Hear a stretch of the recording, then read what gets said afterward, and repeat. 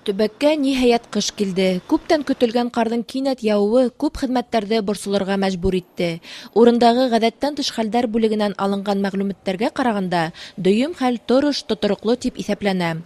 Ҡарҙың күп яуы былтырғы норманы ла тултырмай. Дөйөм алғанда, ошондай хәлгә бөтә хеҙмәттәр ҙә әҙер ине ти райондың оборона һәм ғәҙәттән тыш хәлдәр бүлеге етәксеһе Йомабай Яғафәров интервьюһында. Мына күҙәтеүебеҙ буйынса, бөгөнгө көндә ҡар ҡатламы ятты бит инде. Обычно беҙҙең мына ноябрҙең урталарында уже ҡар ҡатламы быйылғы йылда әҙерәк һуңлап килде. Былтырғы йыл, например, сағыштырҙы һинең ноябрь башында ҡар яуҙы ла, иреп, 17-18 ноябрҙа ятты. Мына быйылғы йылда инде бер 2 аҙна тирәһе һуңлап.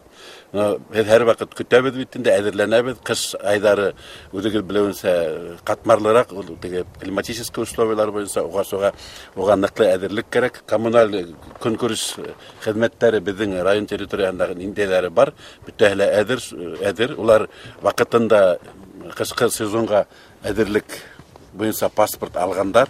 Бөгөнгө көндә штатный режимдә бөтә службалар эшләй. Мына ҡар яуы менән шул уҡ Баймаҡтың ҡала территорияһында урамдар һәр ваҡыттағыса организацияларға беркетелгән.